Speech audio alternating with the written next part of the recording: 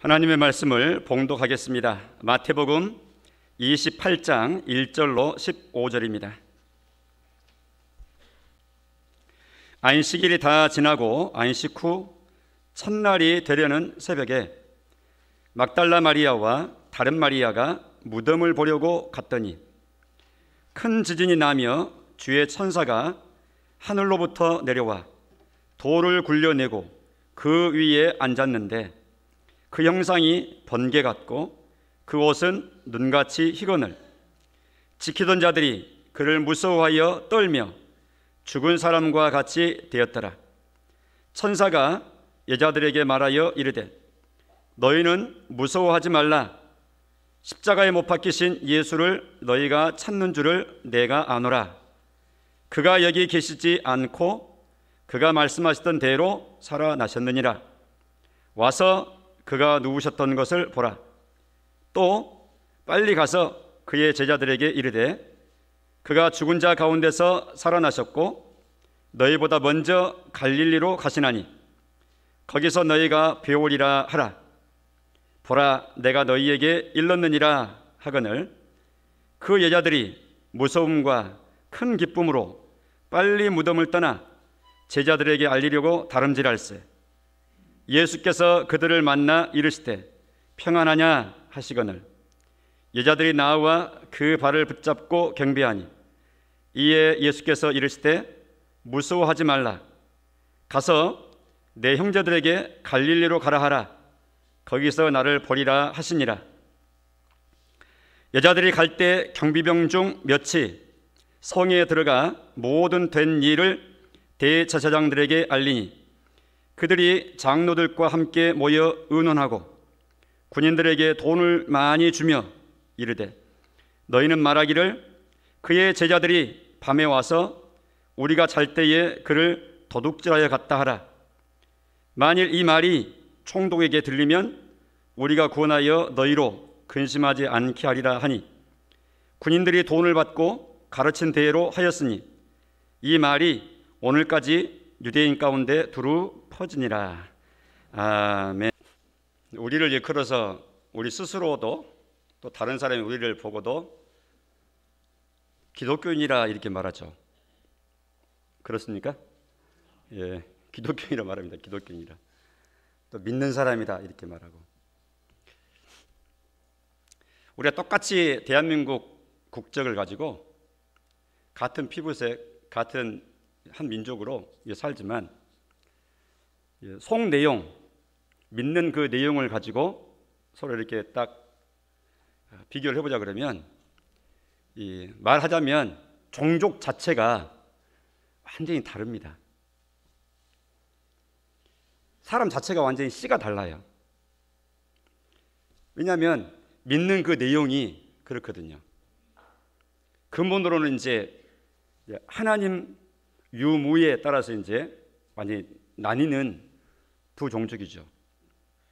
이 세상에서는 뭐 나라로 보면 뭐 200개 된다 하고 또 민족 더 좁은 뭐 민족들 부족들 하면 뭐 수천 부족도 되겠지만 그러나 사람을 분류하는 여러 기준 중에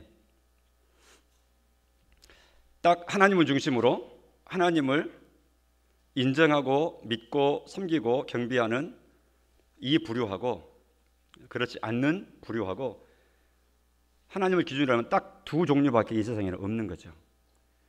근데 이제 하나님을 이제 인정치도 않고 또 믿지도 않는 그런 분들의 마음에서 보면 이제 우리가 믿는 이 내용 또 말하는 내용 설명해 주는 내용이 들을 때 이상하다. 이상하다. 어떻게 그런 내용을 저렇게 믿느냐. 이런 내용들로 꽉 차 있습니다. 그러니까 하나님을 근거하지 아니하면 그 말 자체가 맞질 않아요. 보통 우리는 상식성으로 말하잖아요. 그래야 서로 통하니까. 공통선, 이걸 상식이라고 그러는데 그리고 모두가 생각하는 일반 교양 수준 여기서 톡출나게 뛰어나고 삐져나와서 전혀 거리가 먼 얘기를 하게 되면 그 사람 이상하네. 그 가진 생각이 이상하네. 이렇게 되는 거예요. 하나님께서 우리에게 주시는 또 하나님께서 우리에게 자기 자신을 알려주시는 그런 내용들을 보면 보통 우리가 일반 사회에서 이 세상에서 상식선으로 다 해결하고 수납하고 할 내용과는 전혀 다릅니다. 그러니까 이게 사람이 이성으로 할 내용이 전혀 아니죠. 오늘 주제도 마찬가지입니다. 오늘이 무슨 주일입니까? 해봅시다. 부활주일. 예, 1년 52주를 보내면서 특별한 타이틀을 붙여서 무슨 주일이라고 부르는 때가 있는데 오늘이 바로 부활을 기념하는 주일 해서 부활주일이라고 이렇게 말을 합니다. 오늘 말씀의 제목도 부활하신 예수님 이렇게 잡아봤어요. 읽은 본문은 마태복음 28장입니다. 한번 여러분의 책을 한번 보십시오. 제가 가볍게 한번 짧게 한번 훑어보고 말씀을 정리하도록 하겠습니다. 안식일이 다 지나고 안식 후 첫날 이 되려는 새벽에 시간을 말하는데 안식일이 다 지났다. 이 안식일은 일주일 중에 무슨 요일이라고 배웠습니까? 토요일이 안식일입니다. 그래서 안식교 되신 분들은 그 토요일에 예배를 해요. 안식일을 거룩히 지키라고 하나님께서 사계명에서 말씀하셨는데 토요일에 예배해야지. 그래서 여러분 기독교인들은 하나님의 계명 안식일 계명부터 아주 그냥 잘못 말하고 있는 아주 배도하고 잘못된 진리를 붙잡고 있는 사람들이야. 우리가 바른 거야 이렇게 하면서 안식일을 철저히 지켜야 된다. 그래서 안식교라 이렇게 말을 합니다. 이제 그 내용은 또 다른 주제이기 때문에 이 시간에 왜 그러는지에 대한 설명은 이 시간 뒤로 미뤄놔야 되고요. 근데 이 시점이 언제냐? 안식 후 첫날이 되려는 새벽. 그러니까 이미 안식일이 끝나고 그 다음 날이었어요. 그러니까 오늘날로 말하면 무슨 요일이죠? 우리가 말하는 일요일, 신자가 말하는 주일 얘기하는 거예요. 주님의 날, 그래서 주일 이렇게 말합니다. 주님이 부활하신 날이기 때문에 주님의 날 이렇게 부르는 거예요. 그래서 주일이라는 말이 그래서 생겨난 겁니다. 해봅시다. 주일.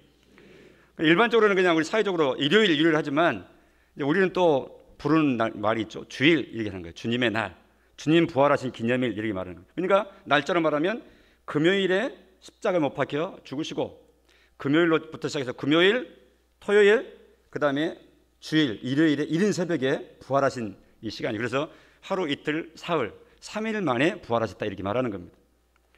자, 이때 1절에 보니까 막달라 마리아와 다른 마리아가 무덤을 보려고 갔다 그랬습니다. 이 여인들이 예수님께 찾아간 겁니다. 찾아간 이유는 이 무덤을 그냥 구경하러 간 게 아니라 이 예수님이 장례식을 치를 때 뭐 장례위원이 있는 것도 아니고 오후 3시에 운명하셨는데 6시면 이제 안식이 시작되기 때문에 아주 급해요. 누가 장난을 선다고 제자들 다 도망갔고 어떻게 하냐 이것을. 근데 그때 요셉이라고 하는 아리마대 출신의 공회의원, 오늘날로 말하면 우리나라의 국회의원격쯤 되긴다고 말할 수 있겠는데 그 사회적인 신분 있는 그 사람이 평상시에는 자기 신분을 이렇게 은근하게 잠수하고 있다가 예수님이 치르시는 그 모습을 보고는 용기를 내서 재판장인 총독에게 가가지고 예수의 시신을 내가 맡겼습니다. 내가 장례식 하랍니다. 허락해 주세요. 당당하게 요청하고 허락받아가지고 급히 자기의 무덤에다가 장례식을 한 겁니다. 거기는 우리나라가 아니잖아요. 여기는 그곳으로 그 일이 일어나는 곳으로부터 멀리 수천 킬로 수만 킬로 떨어진 이 대한민국 땅이고 우리는 전통적으로는 땅을 파가지고 관을 넣고 흙을 밟아가지고 봉을 씌우고 뻥뻥 이래 가지고 분봉 만드는 매장이 우리의 전통이었는데 이 나라는 그게 아니고 가족묘에다가 함께 합장을 하는 거예요. 한 가족이 동굴 하나 마련합니다. 이게 가족 전체 합동 무덤입니다. 사람이 서서 들어갈 만한 큰 굴을 이게 무덤으로 준비를 하죠. 그리고 거기는 큰 돌로 딱 아구를 막아 놓는 겁니다. 그래서 무덤문을 열고 예수 부활하셨다 하는 말은 무덤에서 일어나 부활하셨다 그 말은 우리나라식으로 생각하시면 안 되고 그 나라의 이 장례 그 문화를 알게 될 때 우리가 이해하게 돼요. 자, 그런데 워낙 급하게 예수님 장례식을 이렇게 치르다 보니까 사실은 이 정상적인 절차를 다 밟지는 못했죠. 그 중에 한 가지는 그 몸에다가 몰약을 바르고 이 시신에 바르는 그 예식이 있습니다. 그런데 그것도 아무것도 못했잖아요. 그래서 이 여인들이 예수님을 위하여 자기들 마음을 헌신하는 마음으로 그 바를 것들을 준비해가지고 늦었지만 예수님의 무덤을 찾아간 거예요. 가면서 염려했죠. 그 큰 돌을 누가 옮겨줄까? 우리는 힘도 없는데, 또 군사들이 지키고 있다 그랬는데 우리 어떻게 허락받아가지고 할 수 있을까? 결정된 거 아무것도 없지만 그래도 가자 하고 지금 간 겁니다. 갔더니 2절에 보니까 큰 지진이 나며 주의 천사가 하늘로부터 내려와 돌을 굴려내고 그 위에 앉았다. 그러니까 천사의 등장입니다. 천사가 등장했다는 말은 하나님의 심부름꾼입니다. 하나님이 하신다 하는 일이죠. 그러니까 지진을 통해서 돌 무덤, 이 무덤에 막고 있는 큰 돌을 굴려내신 거죠, 하나님께서. 그리고 천사가 그 위에 앉아 있는 거예요. 3절에 보니까 형상이 번개 같다. 민첩성을 두고 하는 말이죠. 옷은 눈같이 희다. 그래서 새하얀 복장의 천사의 형상을 이렇게 그 여인들이 본 겁니다. 그런데 4절에 보니까 지키던 자들이 로마 병사들입니다. 그를 무서워하여 떨며 죽은 자같이, 죽은 사람과 같이 되었더라. 거의 실신 상태에서 의식을 잃어버린 겁니다. 그냥 그들의 눈앞에 벌어지는 지진과 번개 같은 천사의 등장과 돌이 굴러가는 모습과 그런 모습을 보면서 실신해버린 거죠, 군사들이. 이 군사들은 이 예수님을 죽였던 사람들이 이 총독에 특별히 부탁을 해가지고 망을 보게 한 거예요. 왜냐 그러면 저 예수라고 하는 사람이 살아생전에 했던 말이 내가 죽으면 다시 살아난다 이렇게 소문을 냈습니다. 그래서 혹시 제자들이 와가지고 시신을 빼돌리고 나서는 말씀하신 대로 살아나셨다 이렇게 악소문을 내게 되면 예수라는 사람이 살아있을 때보다도 그 이후에 훨씬 더 이 민심이 동요가 더 클 것입니다. 그러니까 그런 일이 일어나지 않도록 총독께서 군사들을 파송하셔가지고 거기다가 지켜주시기 바랍니다. 그래서 이 총독이 봉하는 도장을 찍는 표시를 붙이고 로마의 병사들이 거기서 직접 무장하고 지키고 이런 상태였거든요. 오히려 이것 때문에 예수님의 부활이 더 확실하게 오히려 증명되는 사건이 되고 말았죠. 그렇게도 지켰는데 무덤은 열리고 예수님은 부활하셨다는 것 때문에 말이죠. 아무튼 이렇게 해서 예수님 부활하셔서 무덤을 나오셨습니다. 천사가 그곳에서 여인들을 맞이했죠. 5절, 6절, 7절에 왜 여기서 찾느냐? 말씀하신 대로 살아나셨다. 가서 제자들한테 말해라. 이렇게 천사가 말합니다. 그래서 여자들이 빨리 달려가서 알렸다 하는 내용이 오늘 본문이고 11절로 15절의 내용 오늘 본문의 후반에 보니까 다른 장면이 잠깐 언급되고 있는데 11절에 보면 여자들이 그렇게 해서 이제 천사들의 말대로 기뻐서 뛰어가는데 경비병 중 몇이 로마 병사들이죠. 이제 깨어났던 모양입니다. 성에 들어가서 모든 된 일을 대제사장들에게 알렸다. 자기들을 고용한 대제사장들한테 가서 상황 보고한 겁니다. 세상에 이런 일이 있었습니다. 무덤 열렸습니다. 천사가 등장했습니다. 지진이 났습니다. 보니까 예수도 없어졌습니다. 어찌된 일이니까 하고 와서 보고한 거예요. 그랬더니 그들이 모여가지고 이제 급히 의논하죠. 그리고 그들의 입장을 정했습니다. 그 보고하는 현장의 목격자인 군인들한테 돈을 많이 주기로 했습니다. 그리고 시킵니다. 이렇게 말해라. 13절에 그러죠. 너희는 말하기를 그의 제자들이 밤에 와서 우리가 잘 때 그를 도둑질하 해갔다. 이렇게 해라. 그냥 근무자는 우리가 근무하고 있는데 잠깐 졸았거든. 근데 그 사이에 제자들이 와가지고 문을 열고 예수 세례를 훔쳐갔다고 이렇게 말들을 해라. 14절이 이런 말 하죠. 14절에 만일 이 말이 총독에게 들리면 우리가 구원하여 총독에게 구원해가지고 너희로 근심하지 않게 하리라. 이 말이 무슨 말인가 하니까 로마의 군사들은요 죄수를 관리를 못하거나 근무를 잘못해가지고 임무 수행에 실패하거나 그러면은 자기의 생명으로 갚는 법입니다. 그러니까 이 군사들은 총독 로마 이 황제의 총독에 의하면 이제 가 처형해라 이런 근무자들은 로마 기강상 있을 수가 없다 해가지고 즉각 처형받을 군인들입니다. 그러니까 아니 군인이 어떻게 조냐 이 말이야. 근무 안 하고 그 사이에 훔쳐가 즉결 처형 대상입니다. 그래서 14절 하는 말이 이 말입니다. 돈을 주면서 우리가 자는 사이에 제자들이 와서 빼갔다 이렇게 소문을 내게 되면 그럼 너희가 잤단 말 아니냐 하고 너희가 죽게 된다 얘기야. 그러니까 그렇게 말하면 우리 죽습니다. 지금 이 얘기죠. 그 바탕에서 하는 말이 14절입니다. 이 말이 총독에게 들어가서 네가 근심하고 이제 죽게 되겠다 하면 우리가 다 총독한테 말해가지고 이렇게 다 없는 걸로 할 테니까 그런 염려는 하지 말아라 하는 것이 지금 14절의 내용이거든요. 그래서 15절에 보니까 군인들이 돈을 받고 가르쳐준 그 말대로 그렇게 이제 소문을 낸 거죠. 그래서 15절 끝부분에 보면 이런 말이 있습니다. 이 말이 제자들이 훔쳐갔다는 이 말이 오늘까지 유대인 가운데 두루 퍼지니라. 여기서 말하는 오늘까지는 언제까지일까요? 네? 오늘 우리 사는 우리까지예요? 아니죠. 우리가 읽고 있는 이 마태복음이라고 하는 이 기록이 기록될 이 마태라고 하는 예수님의 제자가 이걸 지금 기록했는 것이 마태복음인데 마태가 이 복음서를 기록할 그때 당시로 말해서 오늘까지 지금 그 현재로 지금 기록한 말하는 것입니다. 그러니까 이게 이 성경을 공부해 보면 예수님이 부활 사건이 있고 난 뒤에 마태복음이 기록될 때까지는 30년 이상이 지난 뒤의 기록이에요. 그러니까 여기서 말하는 오늘까지 유대인 가운데 두루 퍼졌다는 이 소문은 예수님의 부활 사건이 있은 이후로 30년 한 세대가 지난 그때까지 이 마태복음이 기록될 이 시점에까지도 제자들이 다 훔쳐가 놓고 부활시켰다고 부활했다고 저렇게 소문낸 사람들이야 이런 말들이 파다하게 동시에 퍼졌다 그 말이에요. 그러니까 믿는 사람들은 예수 부활하셨다 확신하고 찬양하고 또 증거하고 안 믿고 비난하기를 원하는 사람들은 제자들이 훔쳐놓고 저렇게 거짓말하는 놈들이라고 이렇게 하면서 비난하고 핍박하고 이렇게 모해하고 이게 두 진영으로 딱 나뉜 거예요. 예수 부활을 주제로 해서도 좀 이런 상황입니다. 오늘날도 마찬가지죠. 오늘날도. 그래서 유대인 가운데 그런 이 거짓 소식이 쭉 퍼졌는데 오늘날로 말하면 우리식으로 표현하면 유튜브에 꽉 차 있는 이 가짜 뉴스판입니다. 이것이 지금 일종의 그런 겁니다.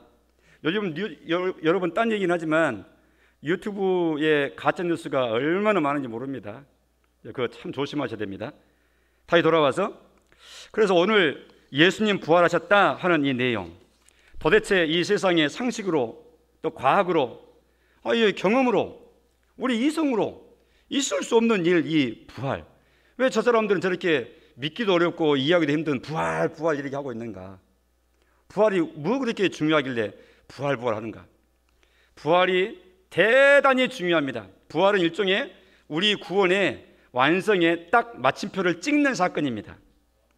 바다의 소리입니다. 부활은 우리 구원의 완성의 마침표와 같다. 그러니까 부활까지 딱 완성될 때 우리의 구원이 완성되는 거예요. 우리의 구원은 어떻게 이루어집니까? 예수님이 십자가에서 우리 죄를 대신해서 다 피 흘리심으로 우리의 죄값을 다 치르심으로 우리를 구원하신 거예요. 맞습니까? 맞습니다. 그런데 그것으로 끝나버리면 안 돼요. 이것이 효력이 있으려면 예수님이 우리의 구주의 자격이 있는 분이어야 되고 그분이 피 흘려 죽으심이 내 대신 죽으심이 될 수 있도록 그분이 내 대신할 자격이 있는 분이어야 돼요. 자격이 있으려면은 나는 죄가 있지만 저분은 죄가 없는 분이야. 내 대신 죽는 것이 효과가 있는 것이지. 저분도 죄가 있고 나도 죄가 있는데 죄 있는 그분이 나를 위해 내 죄를 위해서 죽는다 그러면은 너는 네 죄 때문에 죽어야 돼 너도. 근데 네가 누구를 위해서 죽는단 말이야. 뭐 이렇게 되고 마는 거예요. 그러니까 구주의 자격 자체가 성립이 안 되는 거예요. 하나님께서 예수님을 3일 만에 죽음에서 일으키시는 부활로 이렇게 이끄시는 이유는 이 죽은 예수는 죄로 인해서 죽어 그대로 썩고 없어지는 죄인들이 가는 길로 가지 아니하고 그 죽음을 오히려 뒤집어서 정복하고 일으켜 세움을 받음으로 이는 죄의 값으로 죽을 사람이 아니고 죄 없는 존재였다는 사실을 확증하는 것이 부활입니다. 그러니까 부활이 없으면 우리가 예수님 믿을 이유가 없는 것이죠. 그도 죄인인 것이 증명된 분이기 때문에. 그런데 부활로 그분은 죄 없는 분이셨던 것을 다시 확인받고 그래서 그분을 우리가 우리 구주로 믿도록 하나님께서 그렇게 말씀하신 것이죠. 부활이 그처럼 구원의 틀을 완성시키는 마침표와 같습니다. 우리가 하나님이 하신 일을 하나님을 믿을 때 하나님이 하시는 일을 믿을 수 있게 됩니다. 하나님을 못 믿으면 하나님이 하신 어떤 일도 믿을 수가 없어요. 우리가 신앙 고백을 할 때 전능하사 천지를 만드신 하나님 아버지를 내가 믿사오며 이렇게 고백합니다. 우리가 주일마다 이렇게 정확히 고백합니다. 신앙 고백입니다. 믿는 바를 하나님께 고백해 드리는 신앙 고백입니다. 근데 전능하신 하나님을 믿는다. 천지창조가 하나님의 전능성에 근거한 창조다 이렇게. 그러니까 이것이 바로 우리 신앙의 첫 단추와 같습니다. 이 신앙, 이 믿음이 바르게 잘 꿰져 있으면 나머지는 순조롭게 다 꿰지는 첫걸음과 똑같은 거예요. 처녀의 몸에서 영으로 잉태되어 무죄하게 예수께서 아기의 몸으로 탄생하셨다. 이것은 전능한 창조의 능력에 있으신 하나님의 손 안에서는 아무런 일이 아닌 거예요. 하나님의 능력이 이 모든 것을 다 가능케 하시는 거예요. 죽음에서 예수님을 부활시키는 이 능력도, 이 사건도 전지전능하신 하나님의 영역에 해당되는 것입니다. 그냥 우리가 하나님을 염려해 줄 필요 없어요. 하나님이 하신 일을 우리가 따라가면 되는 겁니다. 우리가 못한다고, 우리가 이해 안 된다고 하나님을 마치 우리의 생각이나 우리의 지식 범위 내에서 하나님을 우리가 이해해야 할 걸로 생각하면 큰 착각이죠.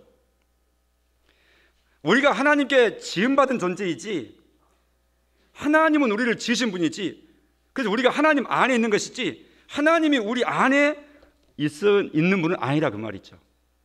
그래서 우리는 하나님이 하신 일을 소개받은 대로 뒤따라가는 이런 입장이 바른 순서입니다. 그럼에도 불구하고 부활에 대한 증거들 우리는 다시 한번 꼽아봄으로써 이미 우리는 하나님을 믿지만 그러나 하나님께서 예수님을 부활시키신 이런 모습들을 볼 때도 이건 우리식으로 얘기해도 분명한 부활이 확실하구나, 이렇게 부활의 증거들을 몇 가지를 다시 한번 꼽아보고자 하는 것입니다. 부활의 증거들, 여러분 그러면은 예수님이 부활했던 증거가 뭐야? 그럼 여러분들은 뭘 생각하시겠어요?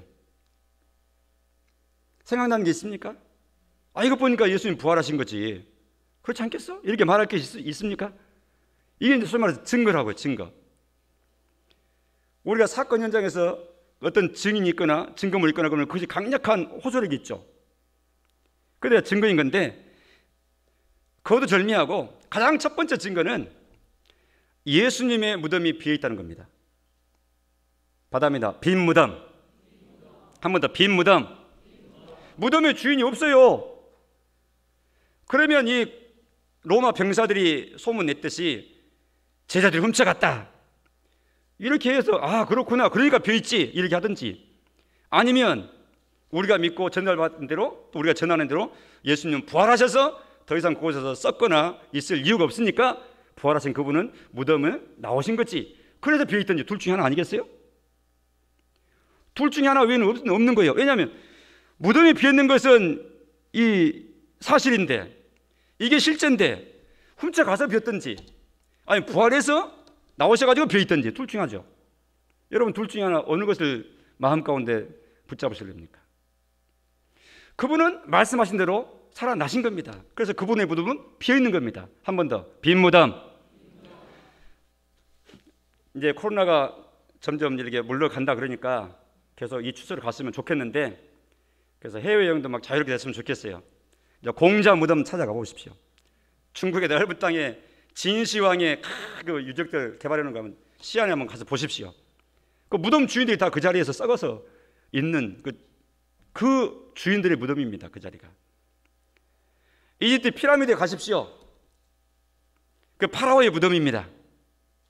인도의 타지마할의 우람한 건축물에 가십시오. 그 사랑하는 왕의 왕비를 위한 건축물 무덤입니다. 사실은 무덤마다 다 주인이 있다고요. 우리 가까운 예동주도 가도 오랜 시절에 큰 봉분 있잖아요. 고군분. 세력 높은 어떤 분이 그때 당시에 그 무덤을 그렇게 크게 한 동산처럼 이렇게 크게 만들었겠죠. 딱 그 속에서 썩어서 있는 그 주인입니다. 그러나 예수님의 무덤은 또 따라합니다. 빈 무덤. 그러니까 예수님의 부활을 우리 인간적으로 상식적으로 말할 때 내가 부활을 믿지만 또 믿을 수 있도록 도와주고 싶은 어떤 설명을 하고자 할 때 그냥 믿으면 돼, 믿어지는데 이렇게 말할 게 아니라 우리가 이런 소스를 가지고 또 알려줄 수 있는 범위 내에서는 또 알려주면 좋죠. 우리 생각을 이끌어주는데 예수님 무덤은 비었다 하는 겁니다. 그런가 하면 두 번째, 예수님 부활의 증거를 언급을 할 때 두 번째는 예수님 자신의 증거입니다. 예수님 자신이 하신 말, 하신 행동을 보니까 그분의 부활을 하는 것이 확실하구나, 이래 되는 겁니다. 그분이 무슨 말을 하는데, 마태복음 17장 22절 이하에 보면 이건 예수님이 활동하실 당시 하신 말입니다. 갈릴리에 모일 때에, 저 북쪽 지방 갈릴리 지방입니다. 예수께서 제자들에게 이렇게 말씀하십니다. 인자가 장차 앞으로 사람들의 손에 넘겨지게 될 것이다.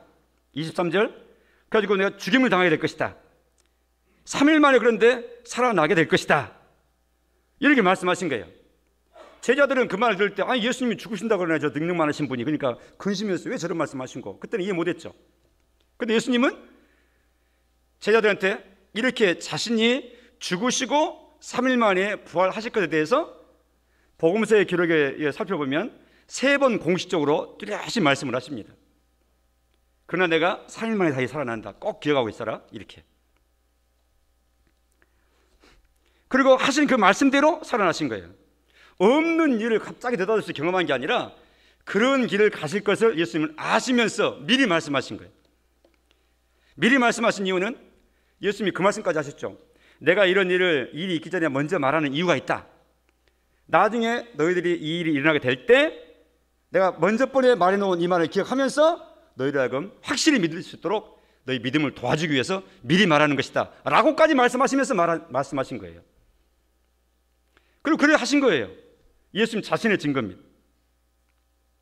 그렇게 했는데도 제자들은 자기가 듣고 싶은 것만 듣기 때문에 예수님이 그런 말씀을 거듭거듭 하셨음에도 불구하고 마음에 남겨놓지 않았어요. 이게 우리 사람들의 큰 약점 중에 한 가지입니다. 저를 보십시오. 여기서 제가 지금 돈 버는 특강을 내가 부자여가지고 한다 그러면 전부 다 반짝반짝하고 저를 보실 겁니다.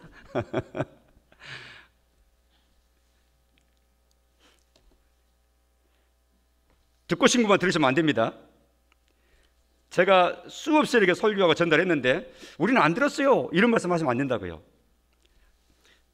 여기 도마라고 하는 사람이 있어요. 도마. 요한복음 20장 27절에 보면 이렇게 말씀하세요. 도마에게 예수님께서 하시는 말씀이에요. 네 손가락을 이리 내밀어서 내 손을 봐라. 네 손을 내가지고 내 옆구리에 한번 더 봐라. 그리고 못 믿는 자, 믿음 없는 자 되지 말고 너도 믿어라 하고 부활하신 예수님이 제자 중에 한 사람이 도마라고 하는 이 제자에게 직접 친절하게 말씀해 주신 거예요. 왜 이렇게까지 하셨느냐? 일전에 10명의 제자가 있는데 예수님이 함께 대화하셨거든요. 부활하신 예수님이. 근데 마침 그 자리에 도마라고 하는 제자는 없었어요. 나중에 도마가 왔는데 우리가 주님 만났다, 얼마나 놀랐는지, 주님이 과연 부활하셨더라고, 이렇게 말했더니 도마가 그거 전혀 안 믿는 거예요. 에이, 무슨 그런 소리냐고. 안 믿는 거예요. 아니 우리가 봤다고, 우리가 함께 하셨다고. 내가 예수님 십자가에 못 박히셨는데 그 상처받은 손 내가 봐봐야 되겠대, 만져봐야 되겠다. 창으로 옆구리 막 찔러댔는데 그 창자국이 있는 거 확인해봐야 되겠다. 어떻게 그런 일이 가능하냐고. 난 안 믿어, 이렇게 말한 도마였거든요. 그랬더니 주님이 오셔가지고 지금 이렇게 확인시켜 주시면서 믿는 자가 되어라, 이렇게 말씀하신 거예요. 즉 무슨 말인가 하니까 부활의 확실한 증거 중에 한 가지는 이처럼 예수님이 내가 죽고 부활할 것이다 말씀한 대로 실제로 부활하시고 자기의 상처받은 부활한 몸도 보여주시고 만지게 하시고 하시면서 직접 당시에 그 사람에게 그 기록을 우리는 지금 읽고 있잖아요. 그 문서를 읽고 있잖아요. 만약 이 문서가 거짓이었다 그러면 오늘까지 우리에게 전달될 가치가 없는 것이죠. 그런가 하면 예수님은 직접 그들에게 먹여 보이셨습니다. 누가복음 24장에 보면은 사람들이 이렇게 하죠. 부활하신 예수님을 보고는 놀라면서도 무서워하는 거예요. 왜냐하면 영으로 생각하는 거예요. 귀신이다, 예수 귀신이다, 이렇게. 그래서 39절 할 말이 내 손과 내 발을 보고 알아라. 나를 만져봐라. 영이라고 하는 것은 살이 있냐? 뼈가 있냐? 없잖아. 만지지도 않잖아. 근데 너희가 지금 보는 것과 같이 나는 살도 있고 뼈도 있다. 만져봐라. 부활하신 예수님이 직접 자기의 몸으로, 부활하신 몸으로 증거하신 거예요. 그래도 놀라고 있으니까 여기에 먹을 것 있으면 줘봐라 해서 42절에 보면 구운 생선 한 토막, 식사 자리에 있는 모양이에요. 생선 구운 것을 드리니까 거기서 직접 잡수시는 시범까지 보이시면서 영이 먹냐? 귀신이 먹냐? 나는 먹는다 봐라. 상처받은 내 몸을 봐라. 만져봐라 하면서 더디 믿고 도대체 이성이라고 하는 이 틀을 뛰어넘지 못하고 상식 경험성이라고 하는 이 범위를 뛰어넘지 못하는 제자들, 우리 사람들의 모습을 다 아시고 직접 인내를 가지고 확인시켜 주시는 거예요. 이처럼 부활이야 하면서. 그러니까 예수님에 대한 부활의 증거가 예수님의 빈 무덤뿐만 아니라 예수님 자신이 직접 당시에 40일 동안 거치면서 여러 차례 보이시고 이 사람 저 사람에게 만나시고 설명하시고 만지시고 이렇게 하시면서 부활의 예수님을 직접 증거해 주신 것이죠. 세 번째, 예수님의 부활의 증거는 이처럼 많은 예수님이 하시는 증거해 주신 것 때문에 그 예수님을 직접 만나고 목격하는 목격자들이 있죠. 그리고 그들의 증언이죠. 그런데 어떤 사건 현장에 가장 강력한 증거는 법정에서 그 증인의 발언이잖아요. 내가 봤는데요 하면 끝난 거죠. 목격자가 있는데 뭐. 고린도전서 15장 사도 바울이 고린도에 있는 성도들한테, 이방 저 멀리 오늘날의 이 그리스 헬라 지역에 있는 이방인 성도들에게 쓰는 편지입니다. 그 대목에 대해서 이렇게 말합니다. 고린도전서 15장 5절, 게바에게 보이시고, 부활하신 예수님 살아나셔가지고 게바에게 보이시고, 게바는 베드로입니다. 그 후에 12제자에게 보이시고, 6절, 그 후에 500여 형제에게 일시에 보이셨나니. 그러니까 워낙 예수님을 사모하고 그리워하고 가슴 아프게 생각하다가 환상을 보는 사람이 있을 수도 있었겠죠. 혹시나 한 개인이 그렇게 아주 개인적인 체험으로 그럴 수도 있겠죠. 그 사람 심리 상태에 의해서. 그런데 500여 명의 사람이 동시에 환상을 보면서, 동일한 환상을 보면서 체험할 수 있느냐? 그건 불가능한 것이죠. 1000개 넘는 눈이 어떻게 한꺼번에 동일한 환상을 봅니까? 근데 예수님 당시에 예수님이 직접 이런 목격자들 직접 만나시면서 부활하신 예수님께서 직접 그들 가운데 거니시면서 그렇게 하셨다는 것이고, 그 다음에 중요한 말이에요. 6절 하반절에 500여 명에게 일시에 동시에 보이셨다 했는데 그 중에 그 500여 명 중에 지금까지 대다수는 뭐하고? 살아있고. 여기 또 아까식으로 지금까지는 할 때 지금까지는 어느 때를 얘기하는 거예요. 또 똑같아요. 우리가 읽고 있는 고린도전서라고 하는 이 글이 쓰여질 바도 지금까지, 그때 당시까지 두고 하는 말이에요. 그러니까 그렇게 살아있는 직접 경험한 사람들이 500명 중에서 지금 대다수 살아있고, 그 다음에 뒤에 보면은 어떤 사람들은 잠들었으며, 그 500명 중에서 체험했던 500명 중에서 소수 몇 명은 잠들었다, 즉 죽었다 그 말이죠. 그러나 대부분 살아있대요. 대부분 살아있는 그 목격자들, 증인들이 있을 때 이 편지가 지금 글이 기록되고 있기 때문에 이 글이 그냥 확인되는 것이죠. 진실된 말인 것을. 맞아, 나도 그 중에 한 사람이었어, 이렇게 되는 거잖아요. 이 문서의 진실성이 증명되는 것이죠. 이처럼 목격자, 수많은 목격자, 부활하신 예수님이 만나시고 함께 하신 목격자들. 그런가 하면 한 가지만 더 하겠습니다. 예수님의 부활의 증거 네 번째, 그것은 변화된 사람들의 모습입니다. 해봅시다. 변화된 사람들. 변화된 사람들, 그들이 예수님의 부활의 증거예요. 대표적으로 변한 사람이 누굽니까? 우리가 아는 대로 베드로, 수제자 베드로. 베드로는 예수님을 잡아 죽이던 그들이 무서워가지고 예수님을 모른다 그랬습니다. 너도 예수당이지? 너도 예수 따르는 제자지? 아닙니다. 너 맞잖아. 예수님하고 똑같이 저 갈릴리 사투리인데. 아닙니다.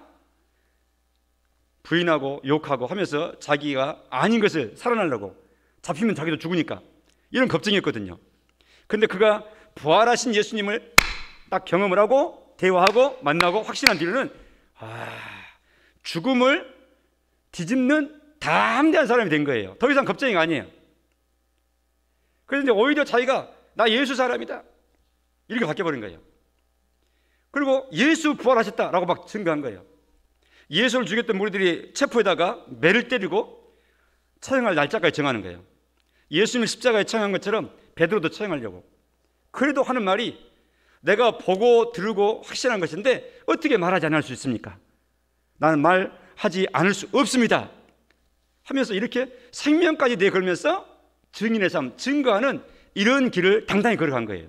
그러다가 최후는 증거하다가 죽은 거죠. 소위 말해서 순교입니다.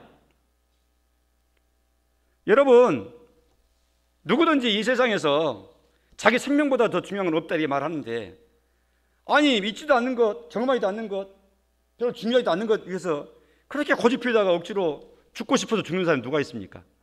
그게 아니고 사도 베드로는 이것이야말로 온 사람들에게 알려 진리 가운데 이 복을 받아야 될 하나님이 준비하신 이 선물이구나 해서 생명을 다 드리고 희생하고서라도 내가 이것 끝까지 전해야지 이렇게 바뀐 겁니다.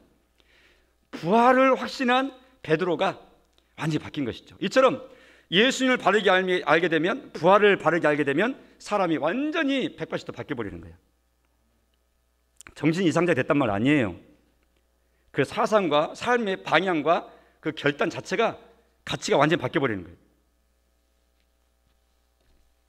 이처럼 예수님의 빈 무덤이나 예수님 자신의 말씀하셨던 증거나 또 실제로 일어나서 보여주시겠던 예수님 자신의 증거나 그 다음에 여러 경험했던 목격자들의 증거나 이처럼 변화된 사람들의 변화된 삶의 모습이나 이런 모든 모습들은 그 외에도 더 말할 수 있지만 우리가 시간상 다 줄이고 예수 부활을 확실하게 말씀해 주는 여러 가지 돕는 증거들이라 그 말이죠. 이런 증거들이 없어도 우리는 예수 부활을 믿지만 이런 증거들로도 우리가 내 자신을 분명히 하고 다른 사람을 또 도와줄 수 있는 부활의 증인들이 되셔야 될 것입니다.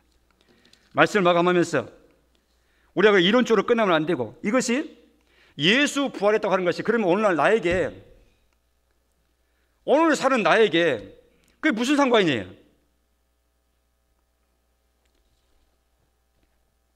첫째로는 예수가 부활했기 때문에 그분이 우리의 구주니까 그래서 믿는다 이미 말씀드렸습니다. 그 외에 실제로 우리 삶 가운데서 예수님의 부활은 예수님만 부활하신 것이 아니라 이처럼 우리도 부활시키실 것에 대해서 시범을 보이신 거라고 말씀했습니다. 그러니까 우리가 죽을 인생들이지만 놀랍게 예수님의 부활처럼 하나님이 우리도 부활시키신다. 이 세상에 누가 그거를 말합니까? 그걸 누가 믿습니까? 그냥 하나님의 이름을 걸고 그 말씀을 하시는 거예요. 하나님을 믿는다 할 때는 하나님이 하신 말씀을 믿는 겁니다. 이 세상에 이거 국민투표 해봐야 이거 표 얻지 못할 얘기인데 이건 놀라운 내용이구나요. 하나님을 믿는 자가 하나님의 약속을 믿는데, 하나님이 하신 약속 중에 한 가지 뭐냐? 예수 부활이 곧 너의 부활의 전조다. 너의 부활의 시범 케이스다. 예수가 첫 번째 케이스고 이처럼 너희도 내가 부활시킬 거야. 이렇게 하나님이 말씀하신 겁니다. 그러므로 우리는 오늘날 살아가면서 우리가 다 죽을 날을 받아놓고 살아가는 사람입니다. 시한부 인생이라고요. 그러나 죽음을 두려워할 것이 전혀 아니라는 것이죠. 죽는데 다시 우리는 계속되는 인생이라죠. 이것이 부활이 주는 능력입니다. 그래서 부활신앙을 확신하게 될수록 죽음으로부터 자유로운 생활을 하게 됩니다. 오늘날 사람들은 다 죽음의 종로를 합니다. 죽음이 두렵지 않고 죽음을 꺼리지 않는 사람이 누가 있습니까? 그러나 부활신앙으로 살아가는 사람들은 하나님이 죽음을 초월한 삶을 살도록 이렇게 우리에게 기대하고 계시는 겁니다. 부활을 알려주시면서. 히브리서 2장 15절을 다시 한번 읽겠습니다. 시작. 죽기를 무서워함으로 한평생 매여 종노릇하는 모든 자들을 놓아주려 하심이니. 자, 저 말씀 잘 보세요. 한평생 종로로서에 딱 매여 있다고요. 주인이 누구죠? 어떤 주인에게 매여 있는 거죠? 죽음이라고 하는 주인에 딱 매여 있는 거예요. 죽음이 딱 등장하면 그 앞에 다 죽는 거예요. 다 꺾이는 거예요.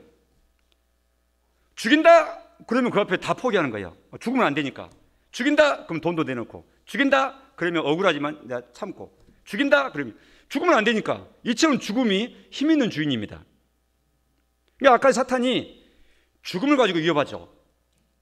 그런데 부활의 신앙은, 예수님의 부활을 맞은 사람들은 죽인다? 그러면 죽어야지 뭐.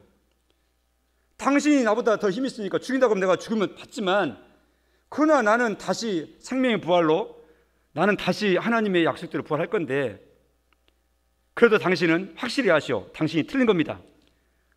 죽이십시오. 어쩔 수 없습니다. 하고 죽지만 진리를 포기하지 않고 그 길을 걸어가는 거예요. 이게 부활의 신앙입니다.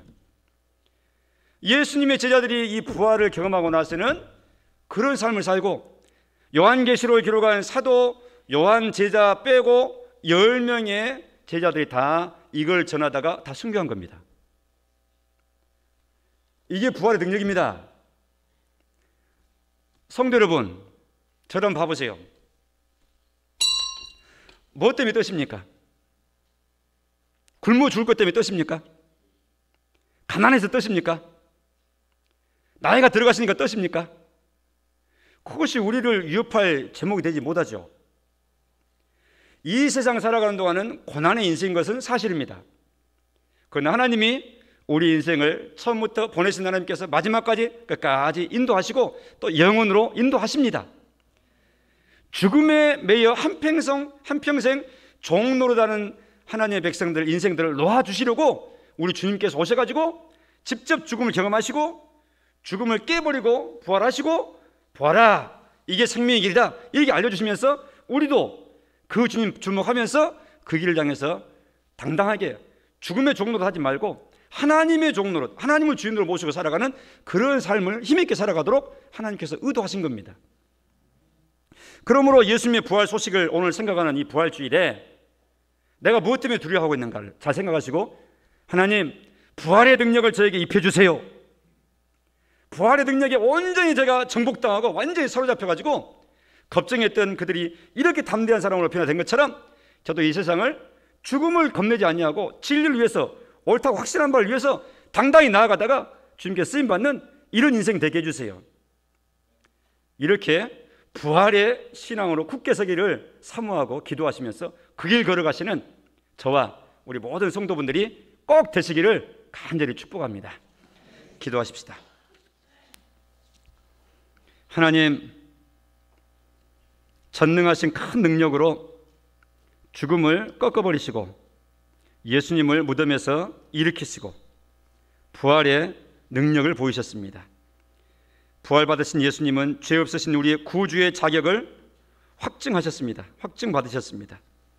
하나님, 하나님이 하신 이 놀라운 일들, 이 땅의 사람들의 국민투표에서 인정받고 표를 얻어야 되는 것이 아니라 하나님이 행하신 그 길, 하나님을 믿으며 하나님이 제시하신 그 길을 따라 나가는 하늘의 백성으로 우리가 당당히 나아가기를 소원합니다. 부활의 능력, 부활의 신앙, 여기 있는 우리 모두 한 사람 한 사람에게 자리 잡게 도와주시고 뿌리가 잘 내려져서 이 세상을 능력 있게 살아갈 수 있도록 도와주옵소서. 예수님 이름으로 기도합니다. 아멘.